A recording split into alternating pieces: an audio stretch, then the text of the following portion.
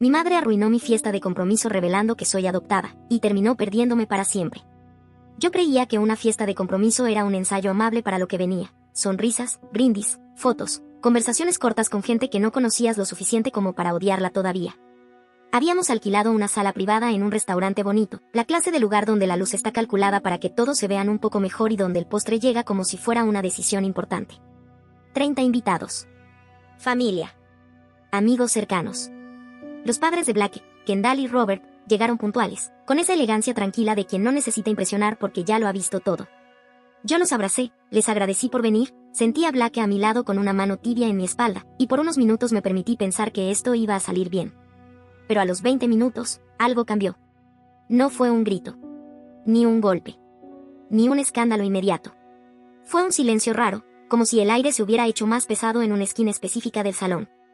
Yo estaba saludando a una prima lejana cuando vi a mi madre, Louise, en la entrada de la cocina. No estaba sola. Tenía a Kendall y a Robert atrapados cerca de la mesa de postres, con el cuerpo ligeramente inclinado hacia ellos, el rostro lleno de esa dulzura falsa que le conocía demasiado bien. Y el teléfono en la mano. Los vi desde lejos, Kendall con la boca apretada, incómoda, Robert mirando cualquier cosa menos a mi madre. Luis decía algo, y luego giraba la pantalla como si estuviera mostrando una prueba. Como si estuviera enseñando un trofeo. Mi estómago se volteó antes de que yo pudiera dar un solo paso. Me acerqué, intentando mantener la sonrisa que llevaba puesta desde que llegué. Cuando estuve lo suficientemente cerca, mi madre guardó el teléfono en su bolso con un movimiento rápido, como quien esconde una carta marcada. Kendall levantó la vista hacia mí, y su expresión fue lo que me confirmó todo, esa mezcla de pena, incomodidad y alarma que uno pone cuando acaba de escuchar algo que no sabe dónde acomodar. ¿Qué está pasando?, pregunté, y mi voz salió más baja de lo que quería. Luis sonrió. No una sonrisa normal. Una de esas que le nacían cuando estaba disfrutando ser cruel sin que se notara demasiado. En nada, cariño, dijo. Solo estoy compartiendo la historia familiar con tus futuros suegros. Ellos merecen saber en qué se están metiendo. Yo sentí como si me hubieran empujado el pecho hacia adentro. Porque yo sabía exactamente qué historia era esa. Toda la semana ella había estado rara. Más afilada. Más sensible. Más pendiente de cada detalle de la boda, como si el compromiso no fuera mío sino un proyecto de su imagen. Y yo sabía por qué. Yo había elegido a la hermana de Blake como dama de honor. No a Kimberly. No a su hija biológica. No a su joya. Y Luis no perdonaba ese tipo de cosas. Intenté hablar, pero la madre de Blake se adelantó, con las manos temblando alrededor de su vaso.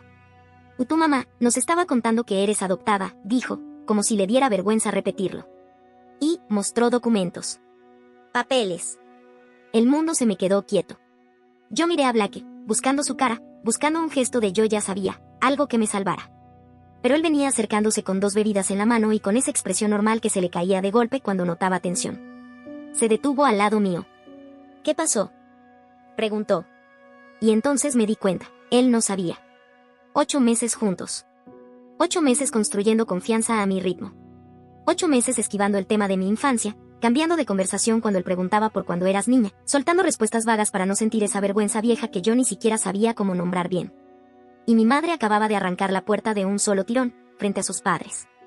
Luis soltó una risita corta, satisfecha. Es que a Olivia no le gusta hablar de eso, dijo. Ya sabes, por vergüenza. Yo apreté las manos, pero no me salía nada. Tenía la garganta cerrada como si me hubieran puesto un nudo desde adentro. Su madre biológica era una adicta, continuó, y lo dijo con la ligereza con que otros dicen tenía un perro. Quedó embarazada a los 15. Nosotros la recogimos con 3 días de vida. Y, claro, nos costó bastante. Mi madre se giró un poco hacia Kendall y Robert, como si estuviera contando una inversión a 2 socios. 40,000 en honorarios legales, dijo. Pero bueno, queríamos hacer algo caritativo. Caritativo. Esa palabra me pinchó con una precisión que me dejó sin aire. Caritativo, como si yo fuera una donación. Una obra. Un gesto social. Algo que se firma y se presume. Mi madre hizo un gesto hacia el salón principal, donde los invitados seguían tomando, riendo, creyendo que esto era una noche bonita. De hecho, dijo, debería contárselo a todos. Siempre se preguntan por qué no se parece en nada a nosotros. Y entonces caminó, como si nada, como si no hubiera tirado una bomba. Yo me quedé clavada, sin moverme. Kendall miró el suelo. Robert tragó saliva. Blake soltó las bebidas sobre una superficie cercana sin cuidado, y dio un paso hacia mí. Pero antes de que él pudiera hablar, Robert por fin se enderezó y dijo, firme: eso fue inapropiado. Que Olivia sea adoptada no cambia nada. Yo lo miré, sorprendida. No porque fuera una idea nueva, sino porque alguien, por primera vez en ese momento, estaba contradiciendo a Luis en voz alta.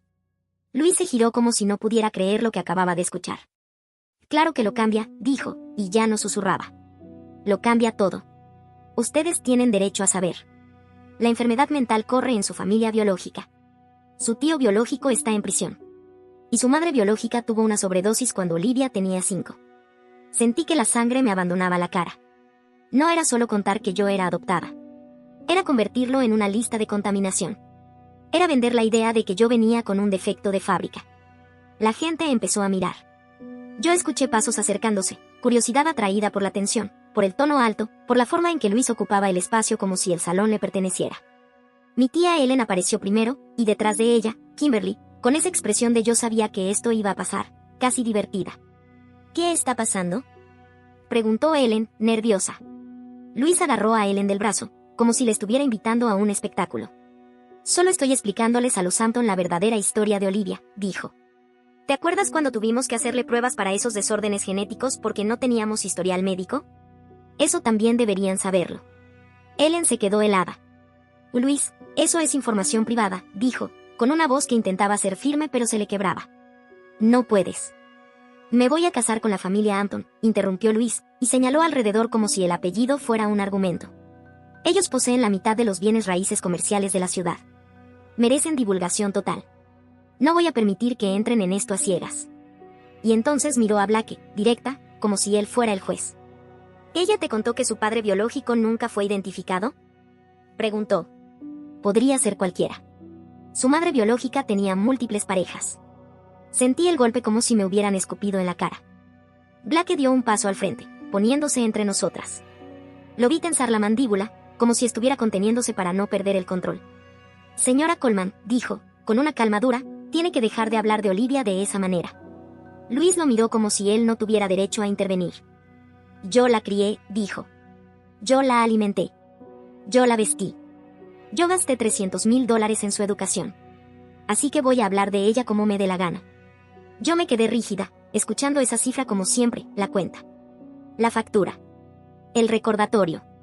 Luis giró hacia mí, y el tono dulce se le volvió venenoso. Y encima de todo, dijo, me pagas así. ¿Eligiendo a la hermana de él como dama de honor en lugar de a Kimberly? Después de todo lo que hicimos por ti. Ahí estaba. El motivo real. No era la verdad. No era la familia. No era advertir a los Hampton. Era castigo. Kimberly estaba a un lado, callada, pero su sonrisa era pequeña y satisfecha. Ese tipo de sonrisa que no necesita palabras para decir por fin. Luis sacó el teléfono otra vez. Miren esto, dijo, ya girando la pantalla hacia Kendall. Fotos de la agencia. Ven. Se parece exactamente a ella.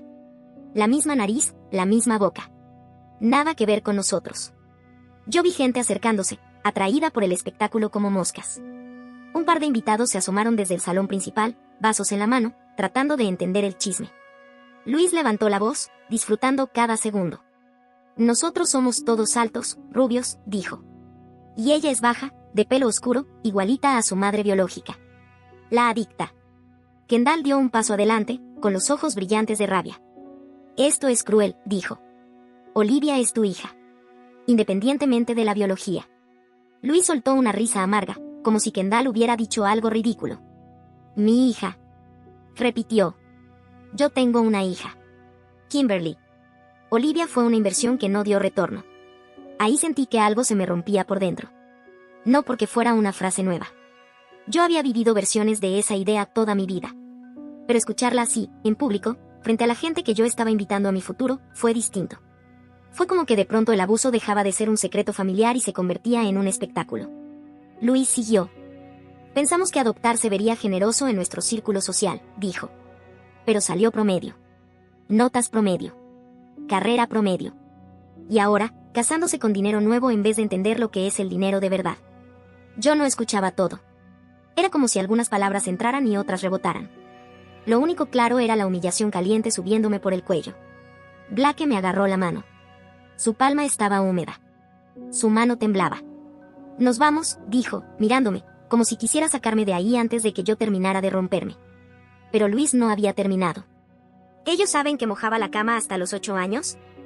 Preguntó, y su voz era casi alegre. Eso no es normal. Seguro era por lo que tenía en el sistema cuando nació. Tuvimos que comprar fundas especiales. El olor era horrible. Yo sentí una arcada. Fue en ese momento cuando mi padre, Frederick, apareció desde el bar donde se había estado escondiendo. Lo vi con el rostro cansado, como si hubiera esperado que esto se resolviera solo, como si pudiera pasar desapercibido. Y Luis, ya basta, dijo, en voz baja. Luis se giró hacia él, ofendida. Frederick, estás haciendo una escena, dijo, como si no fuera ella la que estaba gritando. Robert intentó bloquearle el paso cuando Luis quiso avanzar hacia el comedor. Pero ella ya estaba hablando lo suficientemente alto para que todo el mundo escuchara. Blake apretó mi mano y tiró de mí hacia la salida. Yo caminaba, pero no sentía las piernas. Solo escuchaba la voz de Luis rebotando en el salón, contando la verdad como si fuera un acto de justicia, mi adopción, los papeles, los Sampton mereciendo saber. Atrás, escuché a Kendall pidiendo disculpas al gerente del restaurante. Su voz sonaba desesperada, como alguien tratando de contener un incendio en un lugar donde todo era tela y alcohol. El aire frío me pegó en la cara cuando salimos al estacionamiento, y ahí me di cuenta de algo humillante. Yo estaba llorando sin hacer ruido. Lágrimas silenciosas. El cuerpo temblando. La cara mojada. Blake abrió la puerta del pasajero y me ayudó a entrar como si yo fuera de vidrio. Después se sentó del lado del conductor, pero no encendió el motor. Nos quedamos ahí. En silencio. El vidrio se fue empañando poco a poco con nuestra respiración. Yo miraba autos entrar y salir como si estuviera viendo otra vida, gente normal llegando a cenar, riéndose, viviendo sin que su madre acabara de destruirlos en público. Y yo me estaba desmoronando dentro de un carro apagado. Pasaron varios minutos antes de que Blake hablara. Su voz salió rasposa. ¿Y esto, dijo, esto de la adopción era lo que te daba miedo contarme? Yo asentí sin mirar. Tenía la garganta cerrada. Me dolía hasta tragar saliva. 8 meses. 8 meses aterrorizada de que él me viera diferente. De que, si sabía que yo venía de la nada, si sabía que yo no era una Coleman de verdad, él lo pensara también. Que yo estuviera por debajo de su mundo. Blake se giró hacia mí y me acercó con cuidado. Me sostuvo como si entendiera, aunque no entendiera todo. La única cosa que importa, dijo, es que tu madre acaba de mostrar su verdadero carácter. Y es feo. Tragué aire y me quebré. Porque él dijo protegerte. ¿No dijo por qué me mentiste? No dijo esto cambia las cosas. No dijo necesito pensarlo. Dijo protegerte. Yo empecé a llorar más fuerte, sin dignidad, con la nariz goteando, dejando manchas en su camisa bonita, y él no se movió. Solo me sostuvo. Y yo me di cuenta de algo que me dolió tanto como me calmó. Yo había pasado la vida entera esperando que el amor viniera con condiciones. Y, por primera vez, alguien me estaba mostrando lo contrario. Blake me llevó a su apartamento sin preguntarme si quería ir. Y yo estuve agradecida, porque no podía decidir nada. No podía formar frases completas. Solo existía en modo supervivencia. Me ayudó a subir las escaleras, con el brazo alrededor de mí. Adentro me sentó en el sofá y se fue a la cocina a hacer té, aunque ninguno de los dos era de tomar té. Escuché gabinetes abrirse, el agua correr, el sonido simple de alguien haciendo una tarea pequeña para no desmoronarse. Regresó con 2 tazas. Se sentó a mi lado. Esperó. Y cuando por fin pude respirar sin hipar, me dijo: cuéntame. Todo. No porque cambie algo, sino porque quiero saber tu historia. Yo di un sorbo, me quemé la lengua, y ni me importó. Porque lo que me quemaba de verdad era otra cosa. Y por primera vez en años, ya no quería callarlo. Le conté todo esa noche, sentada en el sofá de Blake con una taza de té que ya estaba fría entre las manos. No lo hice de forma ordenada ni bonita. Salió como salió, en fragmentos, con pausas largas, con silencios donde me quedaba mirando la pared porque no sabía cómo poner en palabras ciertas cosas sin que me dolieran de nuevo. Le conté que me adoptaron con 3 días de vida. Que en mi familia nunca se habló de eso como algo neutro, sino como un favor que yo debía pagar el resto de mi vida. Que crecí escuchando cuánto costé, cuánto invirtieron en mí, cuánto deberían agradecerles los demás por haberme rescatado. Le conté que nunca sentí que perteneciera del todo, que siempre fui la que no se parecía a nadie, la que tenía que esforzarse más para merecer el mismo lugar. Le hablé de las pruebas médicas, de las visitas a especialistas cuando era niña porque no había historial médico y Luis estaba convencida de que algo malo iba a aparecer tarde o temprano. Le conté cómo me enteré de la sobredosis de mi madre biológica, cuando yo tenía 5 años, y como Luis me lo dijo como si estuviera comentando el clima. Sin cuidado. Sin pausa. sin pensar en lo que eso significaba para una niña. Blake no me interrumpió. No me corrigió. No intentó suavizar nada. Solo escuchó. Cuando terminé, me sentí vacía, como si hubiera vaciado un cajón que llevaba años cerrado. Me quedé esperando algo.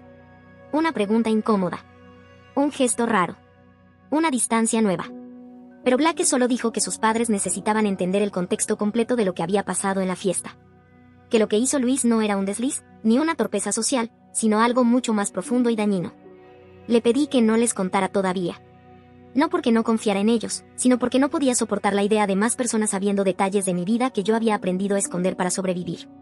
Él dijo que lo entendía, pero también dijo que ya sabían lo básico, y que merecían saber por qué aquello había sido tan violento. No discutí. No tenía energía para hacerlo. A la mañana siguiente, a las 9 en punto, Kendall y Robert tocaron la puerta del apartamento de Blake. Traían bagels, café, y una expresión que no necesitaba traducción. Kendall me abrazó apenas me vio, sin decir nada primero, sin preguntas, sin formalidades.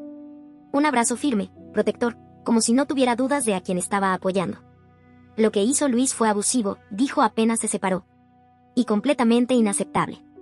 Robert se quedó cerca de la puerta con la bolsa de bagels, incómodo, hasta que Blake la tomó y la llevó a la cocina. Nos sentamos alrededor de la mesa, y Robert explicó que se habían ido de la fiesta poco después de nosotros. Que habían pasado la noche llamando a otros invitados para dejar claro que ese comportamiento no los representaba, ni reflejaba cómo ellos veían la adopción ni nuestro compromiso. Kendall tomó mi mano y me contó que antes de Blake había tenido un aborto espontáneo. Que durante un tiempo consideraron la adopción.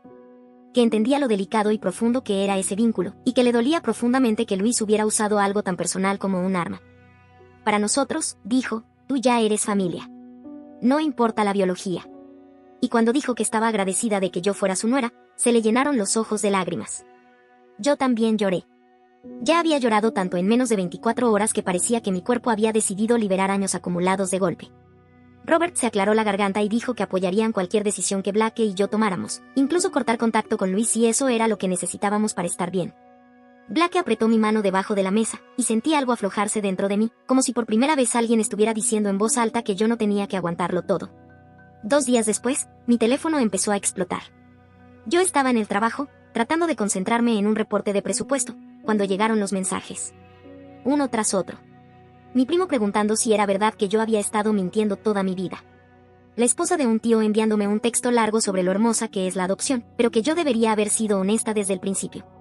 Una tía lejana diciendo que siempre se preguntó por qué yo me veía tan diferente al resto de la familia. Me encerré en un cubículo del baño y empecé a leerlos todos, con el estómago revuelto. Era evidente que Luis estaba llamando a todo el mundo, contando su versión. Kimberly publicó algo vago en redes sociales sobre lealtad familiar y cómo algunas personas olvidan de dónde vienen. En menos de una hora ya tenía decenas de me gusta de parientes y amigos de la familia. Leer esos comentarios fue como volver a la cocina del restaurante, pero esta vez sin salida. Gente que me conocía desde niña opinando sobre mí como si yo fuera un concepto, no una persona. Blake me encontró llorando en el estacionamiento durante mi hora de almuerzo y, con cuidado, me quitó el teléfono de las manos. Tenemos que controlar la información, dijo. No podemos dejar que ella cuente la historia sola. Me ayudó a redactar un mensaje corto, claro. Dije que era adoptada y que no me avergonzaba. Que el comportamiento de Luis en la fiesta había sido abusivo. Que Blake y yo seguíamos adelante con nuestros planes de boda. Lo enviamos a algunos familiares clave y a amigos cercanos. Después, apagué el teléfono por el resto del día. Esa misma semana pedí una cita con una terapeuta especializada en temas familiares y adopción. El consultorio estaba en un edificio del centro, con luz suave y música tranquila que se suponía debía relajar, pero a mí me puso más nerviosa. Cuando me llamó, me senté en el sofá y me derrumbé antes de que pudiera hacer la primera pregunta. Le conté la fiesta de compromiso de principio a fin, con la voz quebrada y las manos temblando. Ella me escuchó. Me pasó pañuelos. Esperó a que pudiera respirar. Luego me preguntó algo que me dejó en silencio. ¿Desde cuándo Luis usa tu adopción como un arma? Abrí la boca para decir solo esa vez. Pero no salió. Porque entonces recordé cumpleaños donde bromeaba sobre lo agradecida que yo debía estar. Cenas donde me comparaba con Kimberly y señalaba lo mucho que se parecían. La vez que entré a una buena universidad y ella dijo que fue por mi historia triste, no por mis calificaciones. La terapeuta tomó notas mientras hablaba de abuso narcisista, de chivos expiatorios, de dinámicas donde el amor siempre es condicional. Y de pronto, 28 años de sentirme equivocada empezaron a tener un sentido doloroso pero claro. Salí de esa sesión con tarea, escribir todas las veces en que Luis había usado mi adopción para hacerme daño. Esa noche llené 3 páginas. Y mientras escribía, empecé a entender que lo que había pasado en la fiesta no era un episodio aislado. Era el momento en que dejé de encogerme para encajar. Y Luis no estaba dispuesta a perder el control sin pelear. Esa noche, después de llenar las 3 páginas con recuerdos que nunca había puesto en palabras, me quedé sentada en el sofá de Blake mirando el papel como si no lo hubiera escrito yo. Cada frase tenía el mismo patrón, yo haciendo algo propio, y Luis encontrando la forma de convertirlo en una deuda, una vergüenza o una amenaza velada. Me sentí agotada, pero también extrañamente lúcida. Blake se sentó a mi lado con comida para llevar. Apenas probé bocado. Él rompió el silencio con cuidado, como si no quisiera empujarme a ningún lugar donde no estuviera lista. Me dijo que se sentía culpable por no haber sabido que yo era adoptada. Que al repasar nuestra relación, pensaba en todas las veces que yo había esquivado preguntas sobre mi infancia, y se preguntaba si había creado suficiente seguridad para que yo pudiera contarle algo tan básico sobre quién soy. Yo negué con la cabeza de inmediato. Le dije que no era su culpa. Que yo había aprendido desde muy joven a esconder esa parte de mi historia porque Luis la había convertido en algo vergonzoso. Que no se trataba de falta de confianza en él, sino de miedo profundamente entrenado. Aún así, él pasó las horas siguientes en su computadora, leyendo sobre experiencias de personas adoptadas, sobre abuso emocional dentro de familias aparentemente funcionales. Me leyó fragmentos en voz alta, con cuidado, como si quisiera comprobar si resonaban conmigo. Hablaban del miedo constante al rechazo, de la sensación de tener que ganarse el lugar, de crecer creyendo que el amor siempre puede retirarse. Esa noche se disculpó. No porque hubiera hecho algo mal, sino porque entendía que el silencio también puede sentirse como inseguridad. Dijo que quería construir conmigo un espacio donde yo no tuviera que esconder nada para ser amada. Lloré otra vez, porque no estaba acostumbrada a que alguien asumiera responsabilidad por un dolor que no había causado. 2 días después, Kimberly me escribió. Pidió vernos para tomar un café. Dijo que se sentía mal por lo ocurrido en la fiesta y que quería hablar conmigo. Dudé. Kimberly nunca me había elegido a mí por encima de Luis, ni siquiera cuando era evidente que algo estaba mal. Blake me dijo que, si decidía ir, lo hiciera con límites claros sobre lo que estaba dispuesta a aceptar. Nos encontramos en una cafetería a medio camino entre nuestros apartamentos. Kimberly ya estaba sentada cuando llegué. Se levantó y me abrazó como si nada hubiera pasado, con una naturalidad que me puso en alerta. Se sentó frente a mí y empezó a hablar de inmediato, sin darme espacio. Dijo que Luis estaba muy estresada, que la boda la tenía sensible, que todo se había salido de control. Yo esperé. Conocía ese guión. Finalmente llegó al punto. Dijo que Luis se sentía herida. Que pensaba que yo la había avergonzado en la fiesta al hacer una escena. Le señalé, con calma, que yo no había hecho ninguna escena. Que Luis fue quien habló, gritó y humilló. Kimberly frunció el ceño, como si yo estuviera siendo injusta. Sugirió que yo me disculpara. Que reconsiderara la decisión de la dama de honor y eligiera a ella, como correspondía. Que eso ayudaría a calmar a Luis. Me levanté antes de terminar el café. Le dije que no me iba a disculpar por haber sido públicamente abusada. Kimberly me miró como si yo fuera un problema difícil, no una persona herida. Salí de ahí entendiendo algo con claridad, ella no estaba allí por mí. Era una mensajera. Un intento de devolverme al lugar que siempre había ocupado. Ese mismo fin de semana, Blake y yo revisamos mis papeles financieros en la mesa del comedor. Estados de cuenta viejos, préstamos, tarjetas que yo apenas usaba. Fue entonces cuando me di cuenta de que el nombre de Luis seguía en mi cuenta bancaria de la universidad. Tenía acceso para ver mis movimientos, aunque no ponía dinero allí desde hacía años. Revisé los documentos de mi préstamo estudiantil y vi que Luis y Frederick figuraban como avales. Recibían estados de cuenta todos los meses. Había una tarjeta de crédito a mi nombre que casi no usaba, pero que Luis insistió en que conservara por si acaso. Me di cuenta de que probablemente recibía alertas cada vez que yo gastaba algo. La lista de conexiones financieras crecía y con ella la sensación de control. Aquella inversión en mi educación no había sido generosidad. Había sido una forma de atarme. Pasamos el día llamando a bancos y compañías de préstamos, cambiando contraseñas, retirando accesos. Cada llamada se sentía como cortar un hilo invisible. Kendall llamó esa noche y nos invitó a cenar a su casa. Dijo que había estado pensando mucho en todo y que quería hablar con nosotros con calma. Cuando llegamos, Robert sirvió vino y Kendall fue directa. Dijo que querían ayudar de una forma real. Que les gustaría pagar mis préstamos estudiantiles para que yo no estuviera más atada a los Coleman. Intenté protestar, pero ella me detuvo. Dijo que no era caridad. Era un regalo de bodas anticipado. Una inversión en nuestra paz. Robert añadió que también cubrirían los gastos de la boda, para que nadie pudiera usar el dinero como forma de control. me emocioné y lloré, porque nunca había recibido ayuda sin que viniera acompañada de una factura emocional. Kendall me abrazó y dijo que eso era lo que hacía la familia. Que nadie llevaba la cuenta. Que nadie cobraba después. Salí de esa casa con la sensación de que tal vez podía construir algo distinto. Que familia no tenía que significar caminar con cuidado constante ni agradecer por sobrevivir. 3 días después, mi tía Ellen me llamó. Preguntó si podíamos almorzar sin que Luis se enterara. Propuso un restaurante lejos de los lugares habituales de la familia. Cuando llegué, ya estaba sentada, nerviosa, jugando con una servilleta. Me abrazó fuerte antes de sentarnos. Se disculpó por no haber dicho nada en la fiesta. Dijo que se quedó paralizada, que la crueldad de Luis la dejó sin reacción. Estaba enojada consigo misma. Luego me contó algo que nunca nadie me había dicho con claridad. Luis nunca quiso adoptar. Había tenido problemas para quedar embarazada y veía la adopción como un fracaso personal. Fue Frederick quien la convenció, en parte porque socialmente se veía bien. Ellen recordó cómo Luis recibía elogios por su generosidad mientras apenas me sostenía cuando los invitados se iban. A medida que crecí, Luis se volvió competitiva conmigo. Si yo destacaba en algo, ella decía que estaba presumiendo. Si alguien me elogiaba, decía que yo quería hacer quedar mal a Kimberly. Ellen dijo que discutió con Luis muchas veces por eso, pero Frederick siempre minimizaba todo. Con el tiempo, Ellen dejó de insistir porque cada intento solo hacía que Luis fuera más dura conmigo. Me tomó las manos y me dijo que nada de lo que Luis dijo era verdad. Que yo nunca fui una inversión ni una decepción. Que ella debería haberme protegido mejor. Lloré en la mesa, sin intentar esconderlo. Por primera vez, alguien de mi familia de origen validaba lo que yo había sentido toda la vida. Y mientras la escuchaba, entendí que lo que estaba en juego no era solo una boda.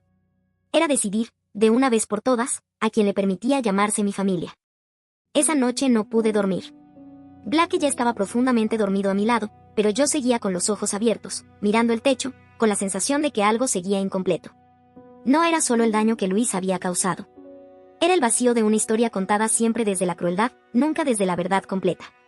Me levanté del sofá a medianoche con la laptop y me senté en la mesa de la cocina.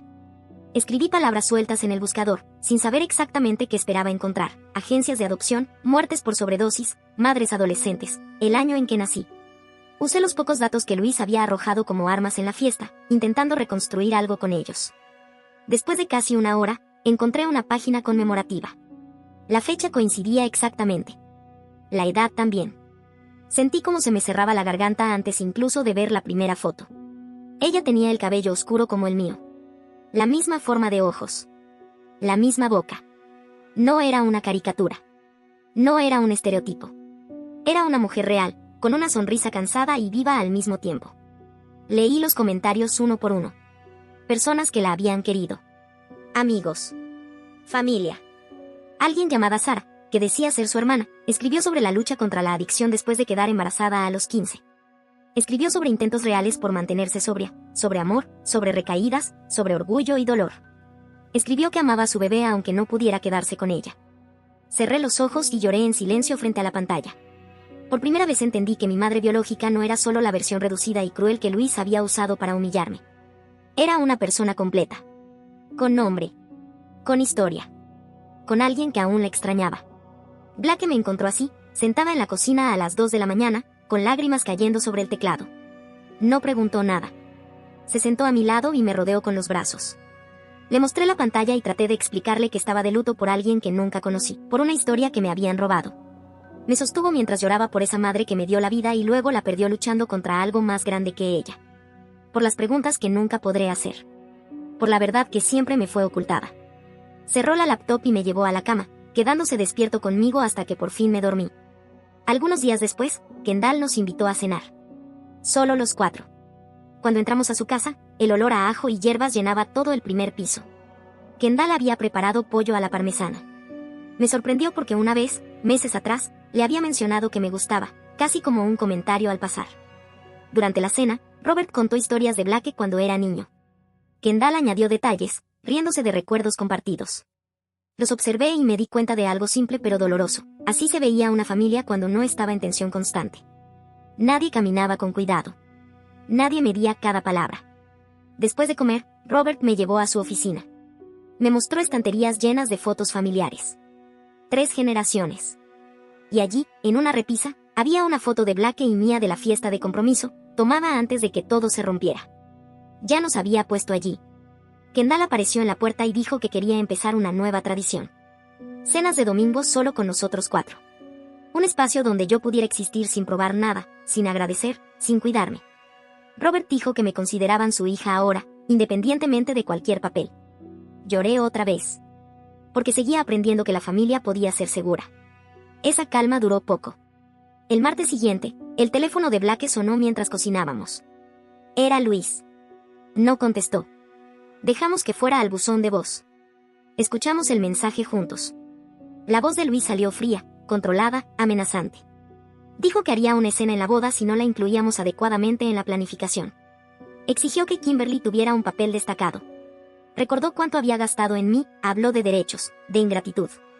Dijo que contaría la verdad sobre mi pasado si la excluíamos. Blake me miró, esperando que yo reaccionara. Pero me sentí extrañamente tranquila. Escucharla así, sin disfraces, confirmó todo. Guardamos el mensaje. Blake hizo una copia. Le dije que ya no podíamos esperar a que Luis se calmara. Necesitábamos límites claros. Mi terapeuta había sido muy directa: cuando alguien pierde el control, escala. En la siguiente sesión, trabajamos en una carta de límites. Frases claras. Sin emoción. Sin explicaciones largas. Su comportamiento fue abusivo. Necesitaba espacio. Cualquier intento de acoso tendría consecuencias. Practiqué leerla en voz alta hasta que mi voz dejó de temblar. 2 días después, Luis me llamó por primera vez desde la fiesta. Preguntó si podíamos vernos a solas. Acepté. Nos encontramos en un parque cerca de mi antigua escuela. Frederick ya estaba allí, sentado en una banca. Se veía más viejo. Más cansado. Me abrazó con cuidado, como si no supiera si tenía derecho. Pidió disculpas por no detener a Luis. Admitió que siempre supo que ella era más dura conmigo, pero que se convenció de que no era tan grave. Verla en la fiesta le abrió los ojos. Dijo que quería una relación conmigo, pero no sabía cómo enfrentarla después de tantos años evitando el conflicto. Lo escuché con una mezcla de pena y claridad. Le dije que necesitaba hechos, no solo culpa. Que necesitaba que él me eligiera de verdad. Asintió, pero ambos sabíamos lo difícil que sería. El sábado siguiente manejé hasta la casa de mis padres con la carta en el bolso. Luis abrió la puerta con una sonrisa falsa y empezó a hablar de la boda como si nada hubiera pasado. La interrumpí. Le dije que necesitaba leerle algo.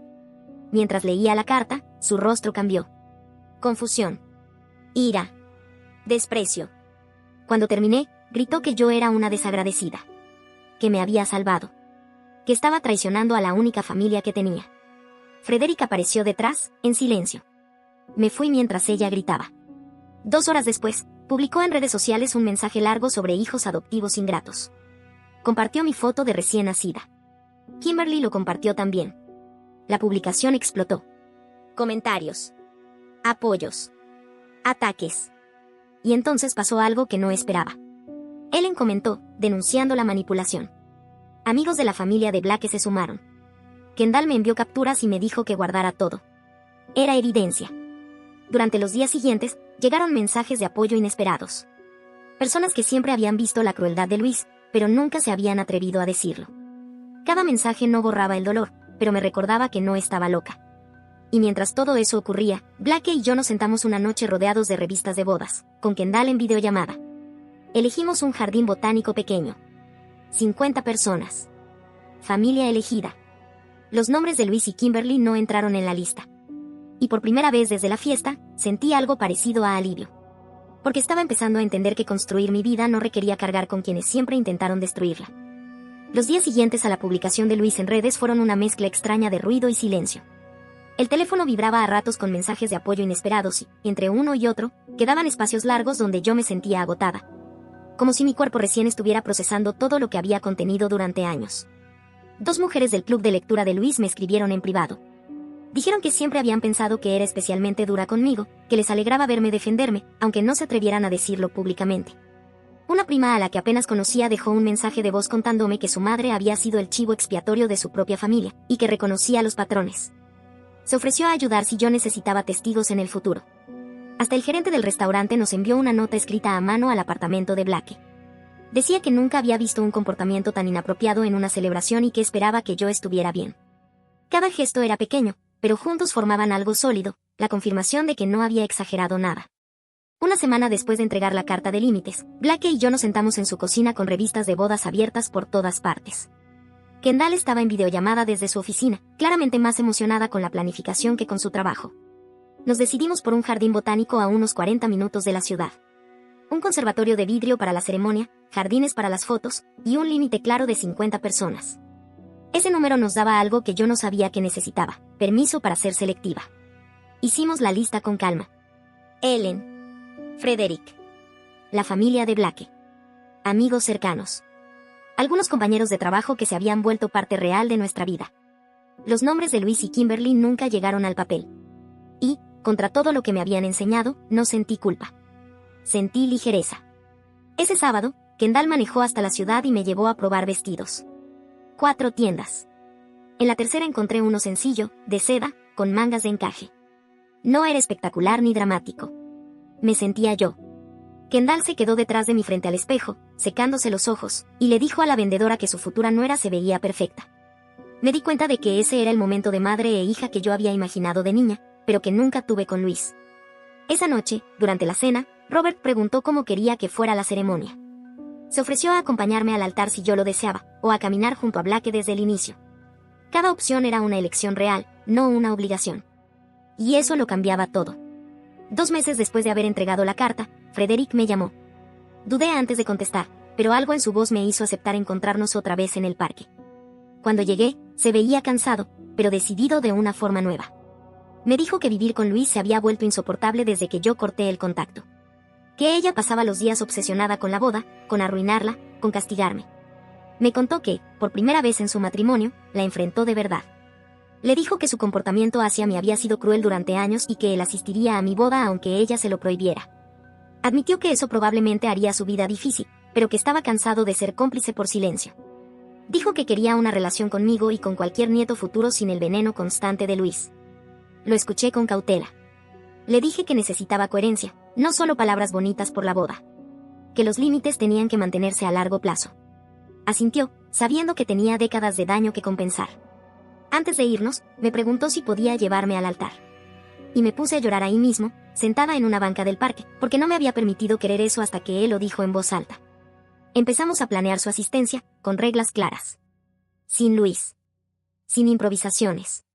Sin concesiones. Y por primera vez, la boda dejó de sentirse como un campo de batalla y empezó a sentirse como lo que siempre debió ser, una celebración de lo que Blake y yo habíamos elegido construir, lejos del control, la deuda y el miedo. La mañana de mi boda desperté en la habitación de huéspedes de Kendall y Robert. Kendall había insistido en que me quedara allí la noche anterior para que pudiéramos arreglarnos juntas, y acepté sin pensarlo demasiado. Dormí poco, pero no por ansiedad, sino por una mezcla extraña de anticipación y calma. Era la primera vez que un evento importante no estaba dominado por el miedo a que Luis lo arruinara. El jardín botánico estaba perfecto. Las flores de finales de primavera llenaban los senderos, y el conservatorio de vidrio dejaba entrar una luz suave que hacía que todo se viera más vivo. Las sillas blancas ya estaban acomodadas cuando llegamos, y pude ver a los primeros invitados entrando con sonrisas sinceras, sin tensión en los hombros. Kendall me ayudó a ponerme el vestido. Lloraba mientras decía que no estaba llorando, y yo me reí por primera vez en días sin sentir culpa por ello. Robert tocó la puerta para avisar que todo estaba listo. A través de la ventana vi a Frederick cerca de la entrada, con su mejor traje, nervioso, acomodándose la corbata una y otra vez. La hermana de Blake apareció para decirme que él estaba caminando de un lado a otro cerca del altar, como si fuera a desmayarse. Esa imagen me calmó más que cualquier respiración profunda. Cuando la música comenzó y Frederick me ofreció el brazo, vi lágrimas en sus ojos. Caminamos juntos por el pasillo entre 50 personas que estaban allí porque querían estarlo. Mientras avanzábamos, Frederick se inclinó y me susurró que estaba orgulloso de mí. No como una deuda saldada. Como un hecho. El rostro de Blake cuando me vio fue suficiente para justificar todo lo que habíamos atravesado. Kendall se secó los ojos durante toda la ceremonia, y Robert sonreía con una calma que parecía decir que no estaba perdiendo un hijo, sino ganando una hija. Leímos votos sobre elegirnos el uno al otro y construir familia desde el amor, no desde la obligación. Hablamos de romper ciclos, de crear algo más sano para cualquier futuro hijo, de no repetir lo que nos había herido. Cuando nos besamos, el aplauso fue largo y genuino. Miré alrededor y vi a Ellen llorando abiertamente, a la hermana de Blake sonriendo con orgullo, a Frederick con el rostro relajado por primera vez en años. Luis y Kimberly no estaban allí. Y su ausencia no dolía. Se sentía como aire limpio. En la recepción, Ellen brindó por la familia elegida y por el valor de romper ciclos. La hermana de Blake habló de cuánto él había cambiado desde que estaba conmigo. Bailé con mi esposo rodeada de personas que veían a la verdadera yo, no a la versión agradecida y pequeña que Luis había intentado moldear. En nuestra luna de miel en Italia, pasamos las mañanas tomando café en el balcón y hablando de cómo queríamos que fuera nuestra familia. Blake dijo que quería hijos algún día, pero solo si ambos estábamos listos para no heredar lo que nos hizo daño. Hablamos de criar hijos que se sintieran seguros, valorados por quienes son, no por lo que representan. Le conté de mi terapia, de cómo estaba aprendiendo a aceptar el amor sin esperar condiciones ocultas. Frederick empezó a llamarme una vez por semana después de la boda. Nuestra relación avanzaba despacio, con límites claros. Kendall y Robert nos integraron por completo a sus cenas de domingo, donde yo aprendía, poco a poco, cómo se veía una familia sin miedo, sin deuda, sin humillación. Algunos parientes seguían apoyando a Luis desde lejos, con publicaciones pasivo-agresivas sobre hijos desagradecidos. Pero ya no me desarmaban. Yo sabía que había elegido mi bienestar en lugar de seguir pagando una gratitud que nunca debí. La sanación no terminó ahí. Probablemente nunca terminará del todo. Pero estaba construyendo una vida donde era valorada por quien soy, no tolerada como un proyecto de caridad. Y por primera vez, ese futuro se sentía real. No olvides dejar tu opinión en los comentarios, dejar tu like y compartir este video.